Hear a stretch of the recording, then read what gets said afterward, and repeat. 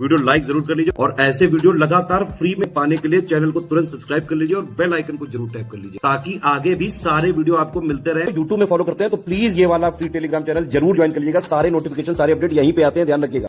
नमस्कार दोस्तों, स्वागत है आप सभी का ऑनलाइन एग्जाम प्रिपरेशन पर which is the part of study for civil services. दोस्तों आज की वीडियो में हम देखने वाले हैं समीक्षा अधिकारी, सहायक समीक्षा अधिकारी जो एग्जाम यूपीपीएससी यानी कि उत्तर प्रदेश का लोक सेवा आयोग करवाता है। इसके हम पिछले वर्षों के प्रश्नों को देखेंगे। आरओ की वैकेंसी आई है अभी और इसके फॉर्म भरने की लास्ट डेट को बढ़ा दिया गया है। 9 नवंबर लास्ट डेट थी तो अब बढ़ाकर 24 नवंबर कर दिया है। तो जिन लोगों ने भी फॉर्म फिल नहीं किया है या फिर कोई फॉर्म फिल नहीं कर पाए हैं या फिर जिनको करेक्शन करना है सभी अभी कर लीजिए। अभी आपकी टाइम लिमिट को बढ़ा दिया है तो फॉर्म को जरूर फिल कर लें, टाइम से पहले कर लें, क्योंकि फिर लास्ट डेज में क्या होता है वेबसाइट पर काफ़ी रश रहता है, एग्जाम फॉर्म फिल नहीं हो पाता अच्छे से। तो अच्छे से आराम से सारी डिटेल फिल कर लें। तो ये वैकेंसी आई है, एग्ज़ाम आपका फरवरी तक आयोजित करवाया जाएगा और इसकी तैयारी के क्रम में आरओ का स्टडी मटेरियल का बैच भी स्टडी फॉर सिविल सर्विसेज का लॉन्च हो चुका है।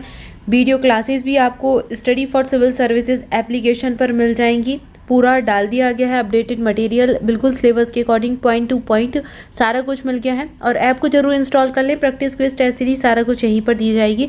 तो पूरी कंप्लीट तैयारी के लिए स्टडी फॉर सिविल सर्विसेज आपके साथ लगातार जुड़ा हुआ है, लगातार प्रयास जारी है और इस बार आपका सिलेक्शन बिल्कुल आप भी मेहनत कीजिए, सिलेक्शन इस बार पक्का ले लीजिए क्योंकि अच्छी वैकेंसी आई है, आप सिलेक्शन आराम से ले सकते हैं।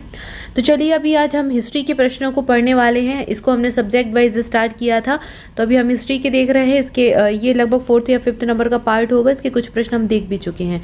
इसके पहले हमने यूपी जीके पढ़ लिया है, इन्वायरमेंट पढ़ लिया है, इकोनॉमिक्स पढ़ ली है, ज्योग्राफी भी पढ़ ली है। अब हम हिस्ट्री पढ़ रहे हैं, इतिहास के प्रश्नों को देख रहे हैं, फिर हम पॉलिटी के प्रश्नों को देखेंगे और ऐसे करके जो भी बाकी बचे सब्जेक्ट होंगे, आपका आर्ट एंड कल्चर हो जाता है और भी छोटे मोटे सब्जेक्ट जैसे मिसलिनियस है, कृषि है, ये सारी चीज़ों को हम देख लेंगे। सब्जेक्ट वाइज ही लेकर चल रहे हैं ताकि आप जब भी कोई सब्जेक्ट पढ़ें तो प्रश्नों को देख लें पहले और फिर अपना सिलेबस के अकॉर्डिंग पॉइंट टू पॉइंट उसकी तैयारी करें। जो टॉपिक इंपॉर्टेंट है उनको पहले पढ़ लीजिए और बार बार उनको अच्छे से रिवाइज कर लीजिए, उनके सिनॉप्सिस बना लीजिए, अच्छे से उस टॉपिक को इतना अच्छे से पढ़ लीजिए ताकि उससे कोई भी प्रश्न आ जाए वो आपसे बन जाए। ये आपको काम करना है। चलिए आज के प्रश्नों को शुरू करते हैं। पहला प्रश्न दिया गया है, चंपारण कृषि जांच समिति का सदस्य निम्नलिखित में से कौन नहीं था। अब ये चंपारण कृषि जांच समिति पूछ ली, यहाँ पर चंपारण सत्याग्रह भी हुआ था जिसमें महात्मा गांधी जी जुड़े थे।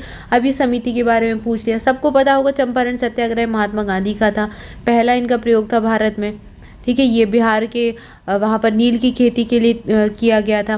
तो ये सारी चीज़ें तो अक्सर एग्जाम में पूछी जाती है, लेकिन ये एक नया सा प्रश्न है। अब ऐसे प्रश्नों को भी आपको पढ़कर जाना है।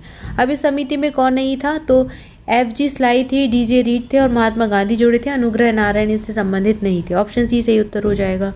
अगला प्रश्न है, कूका आंदोलन की नींव पड़ी थी।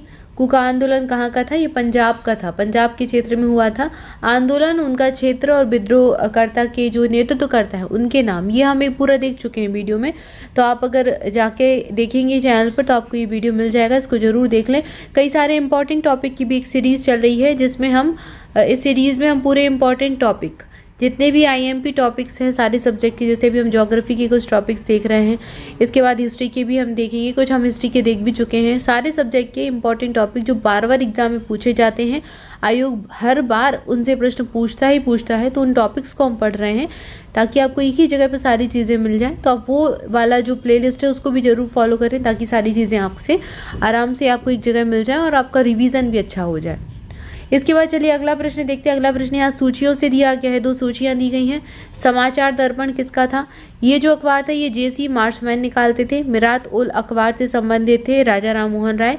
केसरी था इनका तिलक जी का, BG तिलक का, और यंग इंडिया से संबंधित थे महात्मा गांधी जी। ये यंग इंडिया इनका दोबारा से मतलब एक बार और पूछा जा चुका है प्रश्न जिसमें यंग इंडिया के साथ और भी थे 2-4 लोगों के।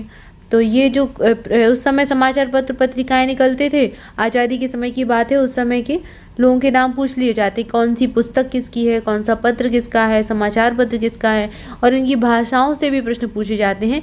हालांकि ये टॉपिक आपका करवा दिया जाएगा ऑनलाइन एग्जाम प्रिपरेशन पर, जिसमें आपको एक ही जगह पर सारी चीज़ें मिल जाएंगी। अगला प्रश्न दिया गया है, निम्नलिखित में से कौन सा युग्म सही सुमेलित नहीं है। स्थानीय स्वशासन, ये किसने दी थी ये प्रणाली, लॉर्ड लिटन की थी क्या, बिल्कुल नहीं थी, ये गलत हो जाएंगे।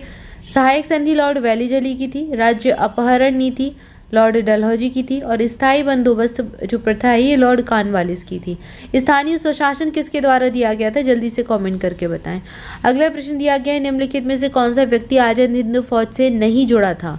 मेजर जनरल शाहनवाज खान ये जुड़े थे, प्रेम कुमार सहगल भी इससे जुड़े हुए थे, कर्नल शौकत अली मलिक भी इससे संबंधित थे, लेकिन मेजर करतार सिंह का संबंध आजाद हिंद फौज से नहीं था। ऑप्शन डी सही उत्तर हो जाएगा। अगला प्रश्न है, निम्नलिखित घटनाओं पर विचार कीजिए। अब इनको कालक्रम के अनुसार व्यवस्थित करना है, तो कालक्रम के अनुसार तभी व्यवस्थित कर पाएंगे जब आप उनका वर्ष जानते होंगे। तो आपको जब भी इतिहास पढ़े तो घटनाओं के वर्ष को जरूर याद कर ले, उसको स्किप ना करें। वर्ष पूछे जाते हैं, युद्ध के वर्ष इनको कालक्रम के अनुसार लगाने पूछा गया है। जो महत्वपूर्ण घटनाएं हैं, कोई पैक्ट हुआ है, कोई समझौता हुआ है, कोई मीटिंग हुई है, तो उसके बारे में भी पढ़ना है। अब जैसे गांधी इरविन समझौता दिया गया, यहाँ नेहरू रिपोर्ट सबसे पहले आ जाएगी क्रम में, फिर गांधी इरविन समझौता, इसके बाद द्वितीय गोल में सम्मेलन आएगा और फिर सांप्रदायिक पंचायत, ये निर्णय जो हुआ था ये आ जाएगा। ये इसका सही ऑप्शन डी सही उत्तर हो जाएगा। अगला प्रश्न है, यहाँ पर फिर से घटनाओं को क्रम से पूछा है लगाने के लिए। सांप्रदायिक निर्णय, उसके बाद पूना समझौता, फिर तृतीय गोल में सम्मेलन और उसके बाद अगस्त प्रस्ताव आया था 1900। ये वही अगस्त प्रस्ताव, अगस्त क्रांति के नाम से भी इसको जाना जाता है। अगला प्रश्न है, सुभाष चंद्र बोस का राजनीतिक गुरु कौन था। CR दास को सुभाष चंद्र बोस का राजनीतिक गुरु कहा जाता है। ऑप्शन बी सही उत्तर हो जाएगा। बहुत इंपॉर्टेंट प्रश्न है, 2-3 आयोग ये प्रश्न पूछ चुके हैं, मतलब अलग अलग स्टेट PCS में ये प्रश्न पूछा जा चुका है। अगला प्रश्न है, निम्नलिखित सभ्यताओं का उत्तर से दक्षिण का सही क्रम बताना है, कौन सा है। तो ये ऑप्शन डी सही उत्तर हो जाएगा। एज़टेक, माया और फिर मुइस्का सभ्यता और फिर इंका सभ्यता। अगला प्रश्न है, ऑपरेशन रूबिकॉन वह कूट शब्द था जिसे भारत में ब्रिटिश सरकार के द्वारा निम्नलिखित में से किस संदर्भ में प्रयोग में लाया जाना था। तो ये जेल में गांधी के आमरण अनशन के लिए ऑपरेशन रूबिकॉन चलाया गया था। ये इसके लिए इन्होंने एक सांकेतिक शब्द के रूप में इसको प्रयोग किया था। अगला प्रश्न है, ऋग्वेद है। ऋग्वेद क्या है, स्रोतों का संकलन है। अगला प्रश्न है, बुद्ध के द्वारा रूपांतरित निम्न व्यक्तियों में से कौन सा अंतिम था। आनंद, वसुमित्र या फिर गोशल या फिर सुभद्र। तो सुभद्र इनके द्वारा नाम रूपांतरित व्यक्तियों में से अंतिम था। ऑप्शन डी सही उत्तर हो जाएगा। अगला प्रश्न है, निम्नलिखित शासकों में किसके लिए एका ब्राह्मण प्रयुक्त हुआ है। ये जो शब्द है ये प्रयुक्त किया गया है गौतमी पुत्र सातकर्णी के लिए। ऑप्शन सी सही उत्तर हो जाएगा। अगला प्रश्न, यहाँ पर सूचियाँ दी गई हैं फिर से। हॉकिंस ये कब आया था, तो दूसरा से हो जाएगा इसका 1608 से 1611 के समय। टॉमस रो इनका समय हो जाएगा 1615 से 1619। मनुची इनका समय हो जाएगा 1653 से 1700 और रॉल्फ फिच इनका समय हो जाएगा कब से कब तक, 1585 से 1586 तक। ऑप्शन बी वाला आपका जो है ये सही उत्तर है। आइए अगला प्रश्न देखते हैं। अगला प्रश्न है, समुद्रगुप्त के प्रयाग प्रशस्ति वाले स्तंभ पर निम्नलिखित में से किसका लेख मिलता है। इसका सही उत्तर हो जाएगा जहांगीर। जहांगीर का इसमें उल्लेख दिया गया है। अगला प्रश्न है, निम्नलिखित में से किसने महाभारत का फारसी में अनुवाद किया था। ये प्रश्न भी कई बार पूछा जा चुका है। अब्दुल कादिर बदायूनी ने महाभारत का फारसी में अनुवाद किया था। अब यहाँ पर पूछा गया कौन सा सही सुमेलित नहीं है। कुषाणों ने स्वर्ण और ताम्र मुद्राएं चलवाई, गुप्त ने स्वर्ण और रजत मुद्रा चलवाई। गुप्त की स्वर्ण मुद्रा को दीनार भी कहते थे। सातवाहन जो वाहन वंश था इन्होंने स्वर्ण मुद्रा नहीं चलवाई थी, तो ये वाला सही हो जाएगा क्योंकि ये सुमेलित नहीं है। और कलचुरी वंश में भी स्वर्ण, रजत और ताम्र मुद्राओं का प्रचलन था, तो यहाँ मुद्राओं से प्रश्न पूछ लिया। अगला प्रश्न है, निम्नलिखित में से किसका शिखर द्रविड़ शैली में बना हुआ है। ग्वालियर का तेली मंदिर है, इसका शिखर द्रविड़ शैली में बना है। मंदिर निर्माण की आपने कुछ शैलियाँ पढ़ी होंगी, जैसे नागर शैली, द्रविड़ शैली और बेसर शैली। नागर शैली जो उत्तर भारत के मंदिरों की शैली मुख्य तौर पर पाई जाती है।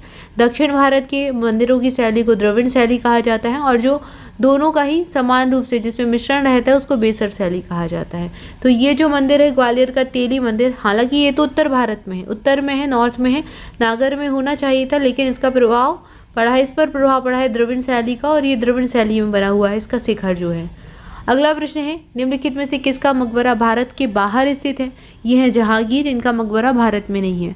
असम में सबसे पहले चाय कंपनी की स्थापना कब हुई। 1839 में स्थापित की गई। निम्नलिखित में से कौन इल्तुतमिश के राज्यकाल में सल्तनत की राजधानी थी। इल्तुतमिश के समय राज्यकाल की राजधानी क्या थी, दिल्ली राजधानी हुआ करती थी। अगला प्रश्न है, 1857 के विद्रोह के दौरान बहादुर शाह ने किसे साहब ए आलम बहादुर का खिताब दिया था? ये थे वक्त खान, जिनको ये खिताब दिया गया था। निम्नलिखित में से कौन सा राजा मोहम्मद गौरी के द्वारा चंदावर के युद्ध में पराजित हुआ था? तो जयचंद और गौरी के बीच में चंदावर का युद्ध लड़ा जाता है और जयचंद पराजित हो जाते हैं। निम्नलिखित में से किस परिवार ने सर्वप्रथम अकबर के साथ वैवाहिक संबंध स्थापित किया था? कछवाहा परिवार था जिन्होंने वैवाहिक संबंध सबसे पहले अकबर के साथ स्थापित किया।